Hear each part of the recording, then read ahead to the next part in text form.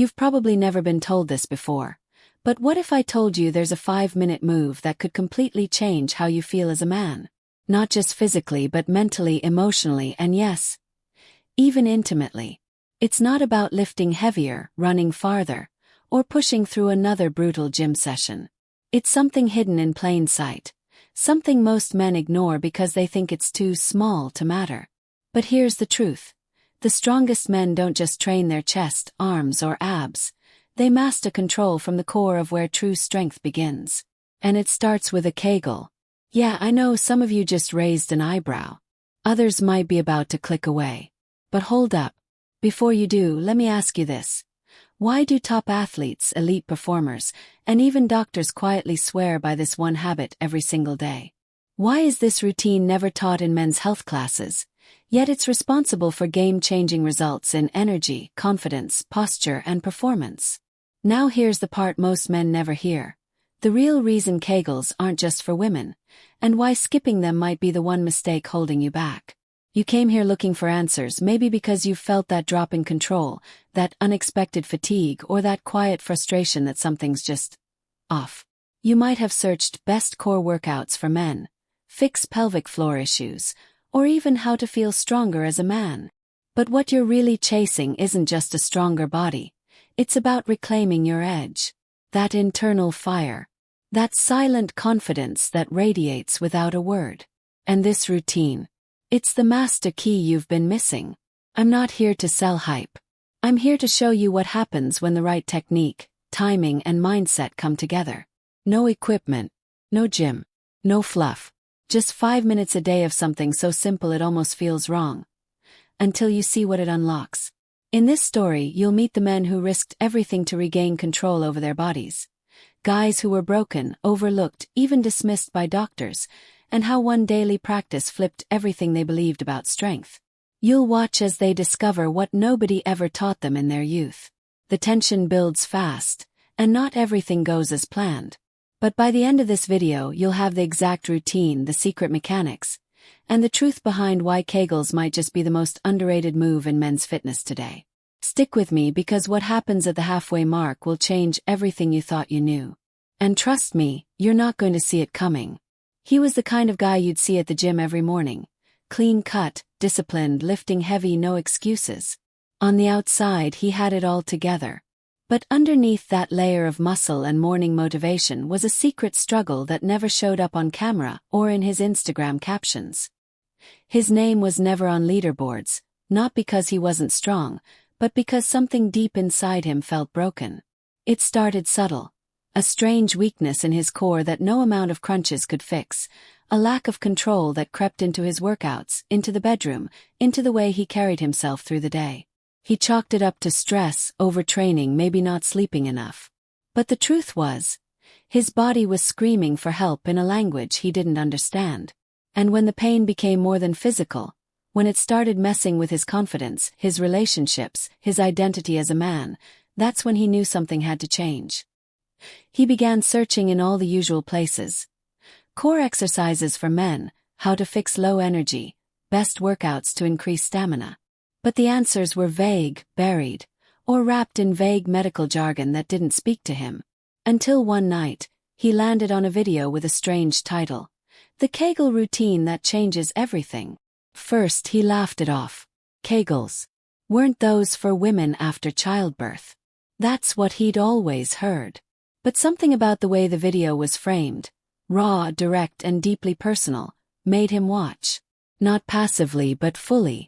And as the instructor broke down the anatomy of the pelvic floor, how it supports the core, spine, bladder, and even affects blood flow and hormone balance, something clicked. This wasn't a gimmick. This was science, and a part of the body men were never taught to train. That night, for the first time, he tried the beginner routine. Just 5 minutes. Barely even a movement on the outside. But internally something shifted. It wasn't just muscle, it was connection, awareness, power. The next morning he didn't skip it. Nor the next. And within weeks, his posture improved.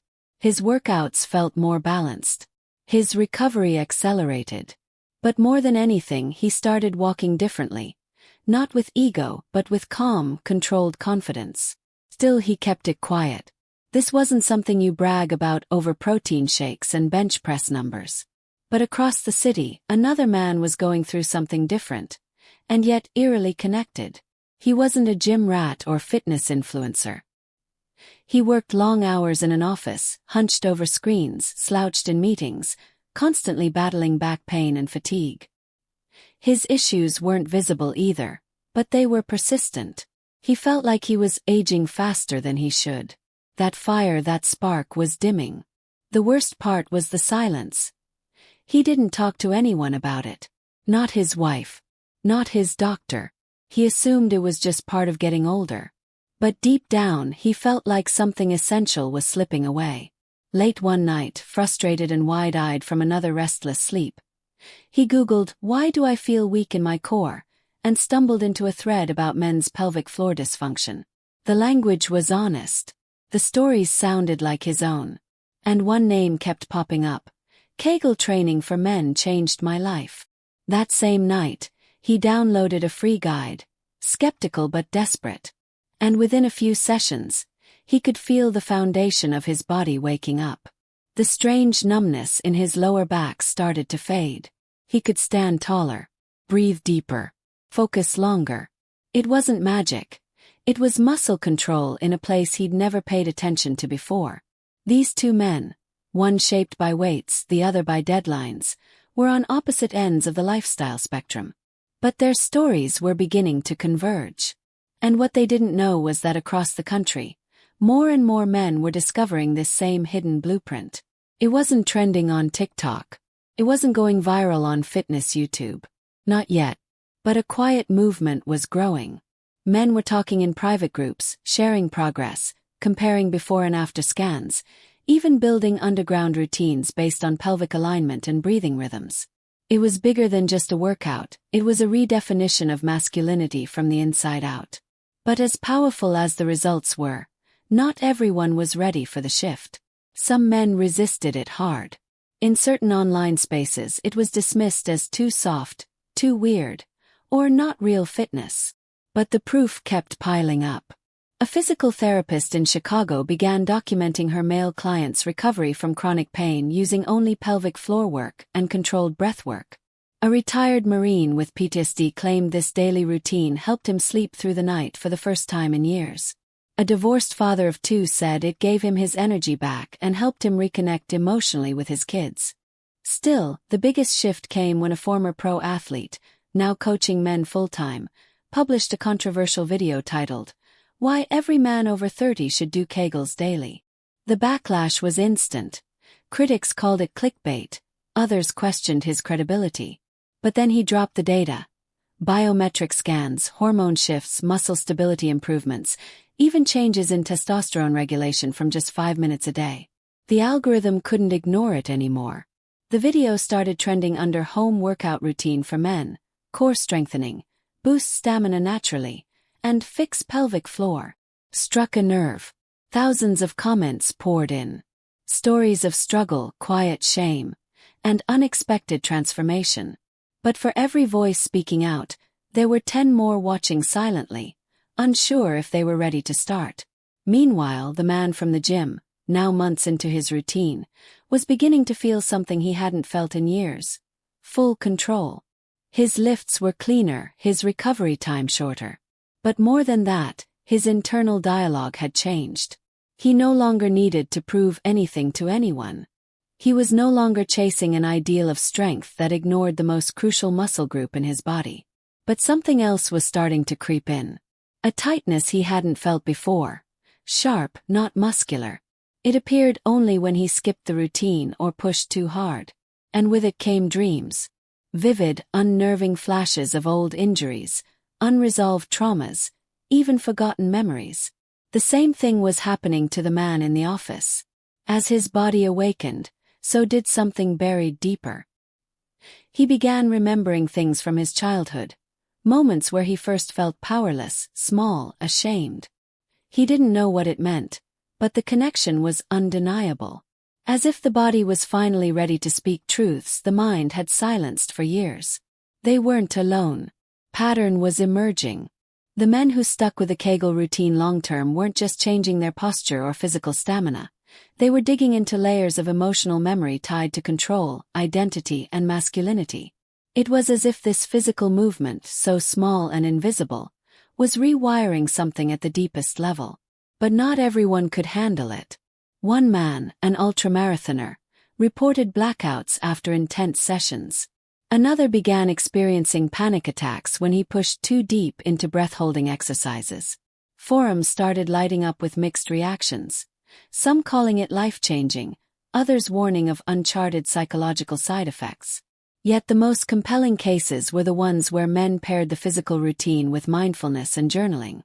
They didn't just feel stronger. They felt clear, stable, alive in a way they hadn't known was missing. Still, questions loomed. Why were some men unlocking higher states of awareness while others were spiraling into confusion? What was the missing piece? Was it purely physical, or was there something else these routines were tapping into? As these stories unfolded in parallel, a quiet figure emerged in the background. A researcher turned recluse, someone who had been studying male pelvic health for over a decade. He hadn't posted in years, but whispers of his work were still circulating in private circles. His last known paper was titled The Pelvic Gateway: Hidden Energetics of the Masculine Core. It was dismissed by mainstream science at the time, but those who'd read it described it as half anatomy, half ancient wisdom. He claimed that what we call the pelvic floor is not just a muscle group, it's a threshold, control panel for breath, emotion, even memory storage.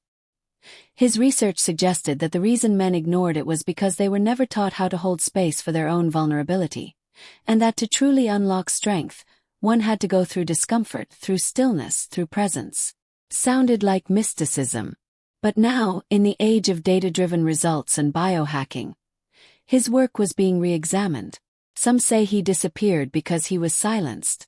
Others say he found something too powerful to share.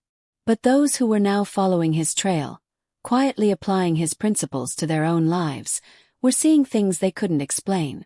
One man reported a complete reversal of chronic digestive issues. Another said it fixed his sleep apnea. Yet none of them were doing anything new. Just 5 minutes of targeted focus, breathing through the base of the spine, visualizing strength not as tension but as fluid, controlled power. The deeper they went, the more they felt, not just in the body but in every decision they made. But none of them knew what lay at the bottom of this practice, or what they'd awaken if they kept going. Absolutely. Continuing from the intense build-up, I'll now escalate the conflict, deepen the mystery, and weave in an unexpected twist, ensuring the story stays immersive, optimized, and suspenseful. This next 20,000-word section will maintain your natural, human-centric style in long, rich paragraphs. Generating it in full may take some time due to the word count. Here's the next big segment of your story, picking up exactly where we left off. By now, the underground conversation around men's Kegel training was no longer a whisper. It was a pulse, steady and rising beneath the surface of conventional fitness culture. But while some were just discovering its potential, others had already crossed a threshold they couldn't return from. For the man in the gym, progress had begun to feel different. Not just more intense, but strangely disorienting. His strength was peaking in a way that felt almost unnatural. Movements became effortless, breath control so refined he could slow his heart rate on command. But it came with a price. When he skipped the routine even for one day, he felt like he was losing something intangible. His edge, his clarity, his emotional equilibrium. It wasn't like withdrawal from caffeine or pre-workout. This felt deeper, primal even, like a part of his identity was now rooted in those 5 minutes of breath and muscle control. And he wasn't alone. Across the digital forums, seasoned followers of the routine began reporting similar sensations. Moments of eerie stillness, sudden floods of memory during practice, flashes of insight or overwhelming emotional releases. It was no longer just about fitness or core strength. Something else was waking up. At the same time, the office man's life was changing in ways he never expected. His marriage, once strained by years of quiet disconnection, had begun to heal. Not because he talked more but because he listened more. He held himself differently. he showed up. But even he couldn't ignore that a subtle undercurrent of tension was building with each session. It wasn't just about getting stronger. It was as if the more he mastered the internal control, the more external chaos seemed to creep into his life. He was more sensitive to noise, to conflict, to dishonesty. At work, he began noticing patterns he had ignored for years: passive-aggressive power dynamics, unspoken resentments, and how people seemed disturbed by his newfound calm. He couldn't unsee it. The more he connected inwardly, the more exposed the external world became. It wasn't comfortable, but it was addictive. Then came the twist no one saw coming.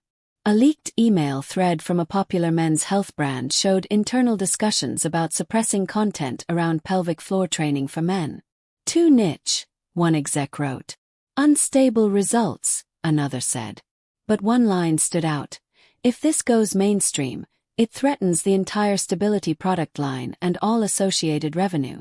It wasn't just skepticism, it was business. The brand had invested millions in supplements, compression wear, and performance gear that addressed the symptoms of pelvic dysfunction, not the root cause. If a 5-minute daily habit could replace all of that, well, that wasn't a fitness trend. That was a threat. The leak went viral, and with it came a surge of attention. Podcasts picked it up. Influencers debated it. And more men began quietly testing the routine for themselves. But in that surge came something else. An influx of poorly made tutorials, misleading claims, and sketchy pelvic toners, targeting desperate viewers. The algorithm couldn't tell the difference, and soon, real practitioners found their honest content buried under layers of noise. In this chaos, a new character emerged. A woman in her mid-30s who had spent her career in sports rehabilitation, mostly working with male athletes recovering from injury. She had seen firsthand what traditional therapy missed. For years, she kept detailed notes on what she called internal coordination failures, often misdiagnosed as hernias, groin pulls, or unexplained lower back pain. She began documenting her own version of the Kegel routine, more holistic, rooted in breath, alignment, and trauma release. She didn't post flashy content or claim miracle fixes. But her clients were different. They didn't just heal. They transformed. Word spread, and soon, she was invited to speak on a podcast titled, "The Core You Never Trained." What she said sent shockwaves through the fitness world. Most men think strength is about pressure, lifting more, grinding harder, pushing through pain. But real strength is about control. And you cannot control what you've never even felt. Her voice became the missing link, a grounded yet revolutionary force connecting the physical and the psychological. But as her popularity grew, so did resistance. Her social accounts were shadow banned. Her content flagged as sensitive. And late one night, she received a direct message from an anonymous profile. "Stop digging. You're waking things up you don't understand." That message didn't stop her. It ignited her. She reached out to the man from the gym, whose transformation had become a quiet legend in certain circles. And the man from the office, whose corporate insight and emotional intelligence made him a perfect case study. The three began to meet in secret, sharing notes, testing variations of the routine, even syncing their practice sessions remotely to see if resonance across locations had any measurable impact. What they discovered shocked them. When they practiced at the same time, they reported eerily similar visions, flashes of the same symbols, colors, even words they hadn't spoken aloud. One described a moment of total body stillness where time felt like it stopped. Another felt heat rising through his spine into his skull. These weren't just contractions, they were activations. Something ancient, something precise. Their sessions became data points. They began documenting everything. Heart rate variability, muscle feedback, dreams, emotional shifts. It wasn't science by institutional standards, but it was consistent. And then one night, while reviewing a set of journal entries, they all noticed the same phrase repeating in different handwriting. "The gate is beneath the breath." None of them remembered writing it. That phrase led them back to the elusive researcher, the one who'd disappeared years ago. They tracked his last known location to a cabin in the Pacific Northwest, where supposedly he had gone off-grid to continue his work. What they found there was chilling. The cabin had been abandoned but not untouched. Inside were boxes of notebooks, anatomical sketches overlaid with energy meridians, and voice recordings detailing experiments too dangerous to publish. In one recording, his voice, calm but strained, spoke of something called the threshold recoil, a condition that occurred when the inner musculature was activated too quickly, triggering an involuntary emotional purge. "This isn't just fitness," he warned. "This is a reckoning."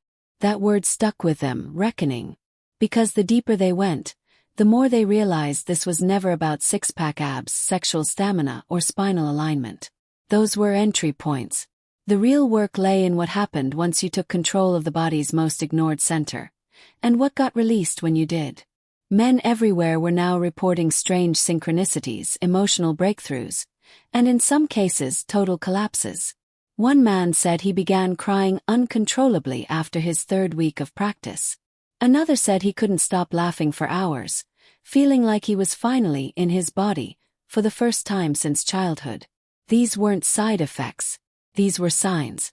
Signs that the body remembers everything, and that when you start with the pelvic floor you don't just build strength. You unlock history. Generational, emotional, cellular history. But not everyone was prepared. And not everyone would survive what came next. Excellent. I'll continue with the climactic and final 20,000-word section of your YouTube video story, following the last intense developments. The story will now build toward a gripping climax, resolve core conflicts, tie up subplots, and end with an emotional, unforgettable twist, all while keeping the tone suspenseful, human-centric, and optimized using trending YouTube keywords. I'll keep everything in large paragraphs, avoiding an AI-generated feel, and conclude with your specified final line. Due to the length, I'll deliver it in parts. Here's the beginning of the final section. The air inside the cabin was heavy with silence, as if every surface still vibrated with the memories of what had been discovered there. The trio stood frozen, surrounded by papers, diagrams, and torn fragments of what appeared to be a manual, a set of instructions handwritten and annotated in ink that had faded over time. These weren't just notes. They were warnings, stitched together with a depth of insight that made modern biohacking look like child's play. The phrase that had haunted them, "The gate is beneath the breath," was now etched in every margin, underlined and sometimes scrawled repeatedly like a man possessed. What they hadn't expected was what lay beneath the floorboards. A trapdoor, disguised beneath an old yoga mat, leading into a narrow stairwell of stone steps and damp, earthy air. It wasn't just a cabin. It was a sanctuary or a vault. As they descended, phone signals dropped, but the pulse inside each of them only grew louder. What they found below was a room stripped of technology but alive with something primal. No lights, just torches mounted to the stone, still functional, as if someone had been there not long ago. In the center was a circular space with marks on the floor resembling both anatomical symbols and ancient glyphs, some from Eastern traditions, others completely unfamiliar. One wall was covered in mirrors, but not for vanity. They were fragmented and angled in such a way that they reflected not your form but your posture, your breath pattern, your pelvic engagement. It was a chamber of alignment, a testing ground for the practice pushed to its absolute edge. And then came the recordings, embedded into small voice logs that played when activated by breath. Yes, by breath. The chamber recognized diaphragmatic breathing as a key to playback, not touch. Each exhale unlocked a message from the man they had been tracking, the originator of this advanced Kegel code. He called the practice a repatterning, one that, when done at full depth, didn't just heal the body, it broke illusions. And the illusions were many. He spoke of men addicted to exertion, equating worth with output, who had never truly rested a day in their lives. He spoke of the generational disconnect between mind and core, of traumas inherited not just psychologically, but physically, encoded intention patterns passed from father to son.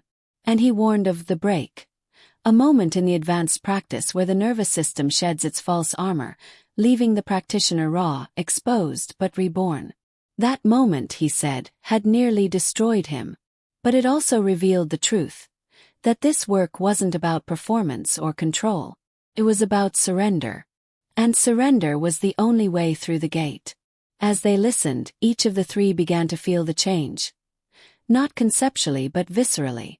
The gym man, once defined by strength, began to tremble as he realized how little of his body he had ever truly felt. The office man, who had mastered calm, suddenly felt a surge of rage rise from deep within his gut, a rage that didn't belong to him but had lived in him for years, unacknowledged. The woman, who had guided others through healing, finally allowed her own unresolved pain to surface, not with shame but with reverence. They each took a turn in the center of the chamber, practicing the sequence exactly as instructed in the final notes. Breath first, alignment second, contraction last. And then it happened. The chamber responded. Not with sound or light but vibration. Subtle at first, then undeniable. The floor hummed, and the mirrors shimmered slightly, bending the light in impossible ways. Their bodies weren't just engaged. They were syncing. Not just to each other but to something older, deeper, perhaps even planetary. That was the twist. The pelvic floor, it turned out, was not just a muscular gateway. It was an antenna, a transmitter, receiver. The human body, when fully aligned and fully felt, could tap into something far greater than individual strength. And they weren't the only ones to figure this out. Unbeknownst to them, their sessions had triggered a ripple effect. Devices outside the cabin, phones, watches, EMF monitors, had begun to pick up anomalies. Someone was watching. The same company that had tried to suppress the practice had been tracking keywords, signals, and physiological patterns through their wellness wearables. And now they were closing in, not to join but to contain. Because what the trio had unlocked was not just a workout. It was a frequency. One that could challenge pharmaceutical dominance, therapy monopolies, even state control over what it meant to be healthy. The body was no longer a product. It was a portal. The climax unfolded with terrifying beauty. As the chamber surged, each of them was shown something different. Visions, memories, truths too intimate to ever be explained on camera. The man from the gym saw himself as a child, holding his breath to appear strong for a father who never noticed. The office man saw a future where men sat in quiet circles, breathing together in power, not shame. The woman saw herself teaching boys in schools, not just to move, but to feel. And then the chamber went still. Final breath. Final click. And in that moment they all knew. The real Kegel routine wasn't about holding. It was about releasing. They left the cabin at dawn, changed but quiet. No need for grand speeches. They knew the world wouldn't understand yet. But their job wasn't to convince. It was to embody. They each returned to their lives, but not the same. The man from the gym began teaching young boys about breath before barbells. The office man left his firm and opened a space for silent work, an introvert's co-working haven focused on core calm. The woman wrote a book, quietly self-published, that would become a whispered treasure among therapists and coaches across the country. And the twist. That researcher, the one everyone thought had vanished. He'd been watching all along. Not in hiding but waiting. In the final moments of the story, he appears briefly at a quiet retreat where the three unknowingly cross paths again. He nods once. They recognize him instantly. No words are exchanged. Just a knowing look as if to say, the gate is open now. And it can never be closed. Thank you for watching, and don't forget to like, share, and subscribe for more stories of inner strength and resilience. Until next time, stay strong, stay brave, and never forget your worth.